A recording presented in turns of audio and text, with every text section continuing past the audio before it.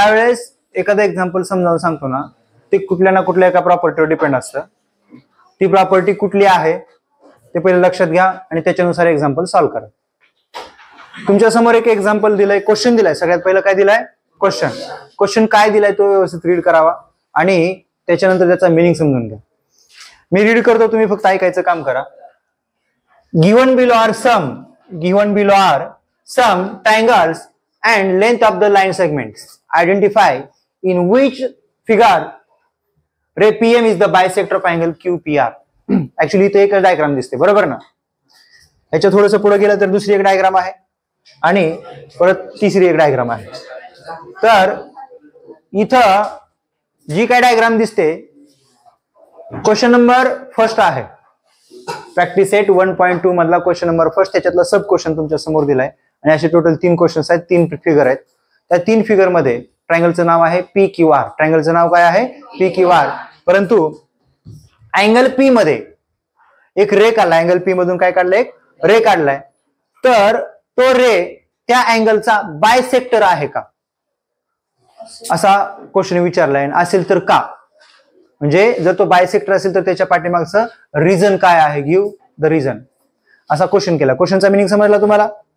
तर इथं triangle PQR मध्ये अँगल P चा रे PM हा बायसेक्टर असेल तर कधी असेल? 2 प्रकारे. नीट लक्ष द्या. इथं जर आयडेंटिकल मार्क असतील, ह्याचा अर्थ काय? हे 2 अँगल इक्वल मेजर आहेत. हे 2 अँगल्स कसे आहेत? Equal major. त्यावेळेस तो काय असेल? बायसेक्टर असेल. दुसरं एक आहे, जर तिथं सांगितलेलं असेल PM is the bisector of angle P, तर तो काय असेल? बायसेक्टर असेल. आणि सगळ्यात महत्वाची प्रॉपर्टी काय?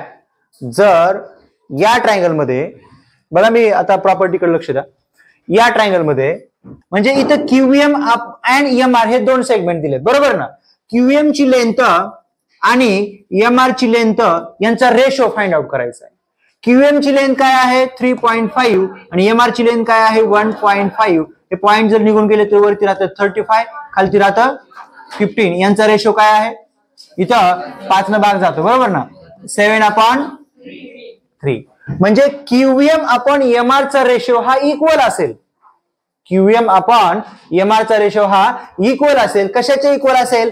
या साइडला आपण बायसेक्ट केलं, बरोबर ना? त्याचा रेशो काढला. तर रिमेनिंग 2 साइड काय बाळांनो? इथं आहे QP आणि दुसरा आहे PR. यांचा रेशो मला शोधायचा आहे. QP आहे 7, PR आहे 3. म्हणजे हा रेशो आणि हा रेशो इक्वल असेल तर PM हा त्या अँगलचा काय असेल? बायसेक्टर. याला म्हणायचं कॉन्व्हर्स. काय म्हणायचं? रिझन सांगा कशामुळं? Converse of angle bisector theorem. आता थेरम काय सांगतो? थेरम सांगतो जर PM हा बायसेक्टर असेल, PM हा अँगल बायसेक्टर असेल, तर अपोजिट साइडचा रेशो हा रिमेनिंग 2 साइडच्या रेशोच्या इक्वल असतो. हा कोण सांगतो? थेरम सांगतो. परंतु कॉन्व्हर्स काय सांगतो? रेशो जर इक्वल असेल तर तो काय असतो? बायसेक्टर. म्हणजे आपल्याला काय शोधायचंय? हा रेशो इक्वल आहे का तो शोधायचा आहे, बरोबर आहे की नाही? रेशो इक्वल आहे का तो शोधायचा आहे. मग कशाचा रेशो पाहिजे आपल्याला? बघा लक्ष द्या. ऍक्च्युली फिगर त्या साईडला पाहिजे, परंतु ऑपरेटरने थोडीशी चूक केली. चला लक्ष द्या इकडं. कुठला ट्रायंगल आहे रे बाळांनो? In triangle PQR. या ट्रायंगल मध्ये, इन ट्रायंगल PQR या ट्रायंगल मध्ये मी सगळ्यात पहिलं काय करतो? QM अपॉन MR याचा रेशो फाइंड आउट करतो. QM ची व्हॅल्यू आहे 3.5 आणि MR ची व्हॅल्यू आहे 1.5. दोन्ही ठिकाणचा पॉइंट निघून जातो, बरोबर ना? इथे राहतं 35 अपॉन 15. दोन्ही साइडला म्हणजे न्यूमरेटर आणि डिनॉमिनेटरला एका नंबरनं डिवाइड करू शकतो, तो म्हणजे 5. 5 7 जा 35, 5 3 जा 15. इक्वेशन नंबर फर्स्ट म्हणजे QM अपॉन MR चा रेशो काय आला रे? 7/3. असाच तुम्हाला रिमेनिंग 2 साइडचा रेशो फाइंड आउट करायचा. कुठल्या कुठल्या 2 साइड आहेत राहिलेल्या सांगा बरं? एक आहे PQ म्हणजेच QP आणि दुसरी आहे PR. आता त्यांचा रेशो 7/5 सॉरी 7/3. रिपीट सांगा 7/3. ह्याला काय नाव दिलं? Equation number second. इक्वेशन फर्स्टचा रेशो आहे 7/3. इक्वेशन सेकंडचा पण रेशो काय आला? 7/3. हे दोन्ही रेशो कसे आले? दोन्ही रेशो कसे आले? मग मी मांडून घेतो. देअरफॉर काय झालं रे बाळांनो? QM अपॉन MR हा रेशो इक्वल आहे कशासोबत? QP अपॉन पी आर कुणी सांगितलं?